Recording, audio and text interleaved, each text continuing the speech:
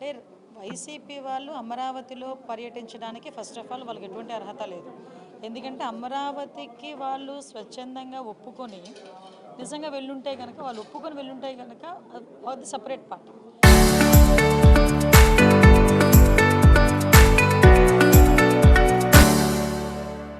ఈరోజు వాళ్ళు పరామర్శించడానికి వెళ్ళారా, లేకపోతే దేనికి రౌడీయిజం చేయడానికి వెళ్ళారా?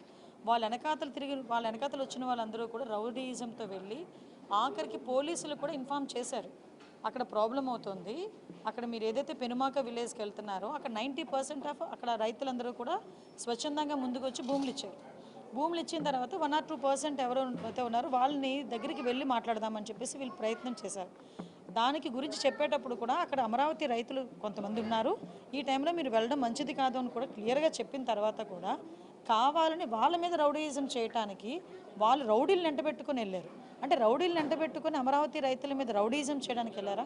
ఈరోజు వెళ్ళి తిరిగి వాళ్ళేదో రైతులేదో తప్పు చేశారన్నట్టుగా మాట్లాడడం అనేది మంచి పద్ధతి కాదు.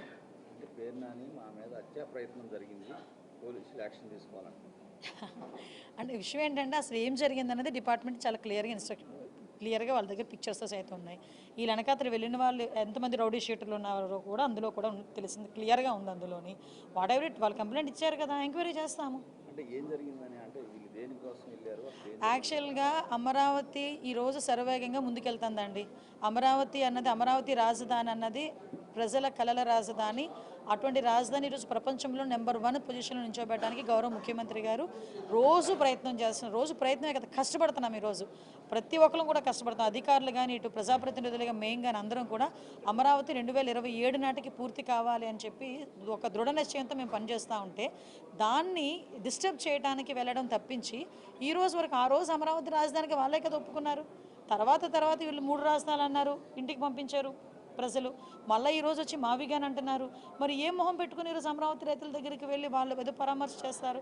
నేను ఒకటే చెప్తున్నాను, అమరావతి పూర్తి అయిపోతే వీళ్ళకి కనీసం ఆ సీట్లు కూడా ఉండవు, ఆ మనుగడ కూడా ఉండదు అనే ఒకే ఒక ఉద్దేశంతో, వాళ్ళ భయంతో ఈరోజు అమరావతిని డిస్టర్బ్ చేయడానికి రౌడీ మూకలను తీసుకుని వెళ్ళిన సందర్భం తప్పించి అంతకుమించి ఏమీ కాదు. వీళ్ళు కంప్లైంట్ చేశారు కాబట్టి మేము సమగ్రంగా విచారణ చేస్తాం.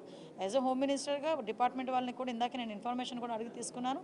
ఇక్కడ ఎవరు ముందు ప్రొవోక్ చేశారు, ఎవరు దాడులు చేశారు అన్నీ కూడా క్లియర్గానే ఉంటాయి. కాబట్టి అందులో ఏది దాచేది అయితే ఇది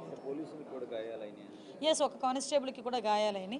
అంటే వీళ్ళు ఒకరి మీద ఒకరు, అంటే వీళ్ళు రెచ్చగొట్టుకునే ధోరణిలో వెళ్ళితే పరిస్థితులు ఇలాగే ఉంటున్నాయి. అక్కడ అమరావతి రైతులు కడుపు మంట అండి. ఈరోజు అదే అమరావతి గడ్డ మీద ఎంతమంది అమరావతి మహిళా రైతులను బూటికాలతో తన్నించిన పరిస్థితులు ఉన్నాయి. అదే అమరావతి గడ్డ మీద రైతులు రోడ్డు మీదకి వచ్చి వాళ్ళు ధర్నాలు చేసుకుంటే ఎన్నిసార్లు లాఠీ చార్జీలు చేయలేదు? ఇదే అప్పుడు అమరావతిని రక్షించుకోవాలి, అమరావతి ఉండాలి అని చెప్పి ఆ రోజు గౌరవ ముఖ్యమంత్రి గారు కూడా బస్సు యాత్ర పెడితే ఆ రోజు ఏ రకంగా భావస్వేచ్ఛ ప్రకటన అని చెప్పి దాడులు చేయలేదు. మేము అటువంటి వాటిని మేము ప్రోత్సహించట్లేదు కదా. ఈరోజు మీరు వచ్చారు, మేము క్లియర్గా చెప్పాము వద్దు అని చెప్పాము, పోలీస్ డిపార్ట్మెంట్ వాళ్ళు చెప్పారు. మీరు కొంచెం సహకరించాలి. కాదు, మీరు రౌడీయిజం చేయడానికే, దాడి చేయడానికి, అమరావతి మీద బురద చల్లడానికే వెళ్ళారు. కాబట్టి ఈరోజు ఇలాంటి పరిణామాలు ఉన్నాయి. అయినప్పటికీ కూడా ప్రభుత్వం దీన్ని సీరియస్గా తీసుకుంది. మేము ఎంక్వైరీ చేసుకుంటాం. ఈరోజు 164 సీట్లు తీసుకున్నామండి మేము, ఎన్డీఏ కూటమి సభ్యులు. 164 నియోజకవర్గాల్లోని కూటమి ఎమ్మెల్యేలే గెలుచున్నారు. మ్యాక్సిమం అన్ని చోట్ల టీడీపీ కార్యకర్తలు, జనసేన కార్యకర్తలు ఉంటారు. పబ్లిక్ ఉంటారు, అందరూ ఉంటారు. అందరూ ఓట్లేసి గెలిపించిన వాళ్ళే కదా. ఈరోజు పబ్లిక్ని కూడా కావాలని చెప్పి టీడీపీ కార్యకర్తలను పేరు చెప్తే అలా అమరావతి రైతులు వాళ్ళందరూ అమరావతి రైతులు వాళ్ళ తాలూకా ప్రాబ్లమ్ను వాళ్ళు ఈరోజు ఎప్పటి నుంచో ప్రాబ్లం ఫేస్ చేస్తున్నారు. వాళ్ళు అమరావతి రైతులు వీళ్ళ తాలూకా న్యూసెన్స్ వల్ల అమరావతి ఎట్టి పరిస్థితుల్లోని వెనకడుగు వేయకూడదు అనే తాపత్రయంతో ఉన్నారు. మీరు అందులో మీకు ఇంకా అదే చెప్పడం మర్చిపోయాను. పార్టీ ఆఫీస్ మీద దాడి చేసిన వాళ్ళు కూడా అప్పుడు తెలుగుదేశం పార్టీ ఆఫీస్ మీదకి వచ్చి రౌడీ మూకలు ఎవరైతే దాడి చేశారో వాళ్ళందరూ కూడా ఈరోజు నేను దగ్గర వీడియోస్ కూడా ఉన్నాయి నా దగ్గర. వాళ్ళందరూ ఈ కార్ల చుట్టూ ఉన్న వాళ్ళే, వాళ్ళందరూ ఇప్పుడు వెళ్ళిన ఆ బృందంలో ఉన్న వాళ్ళే. మరి అది వైఎస్ఆర్సీపీ బృందమో వైఎస్ఆర్సీపీ రౌడీ బృందమో నాకైతే అర్థం కావట్లేదు.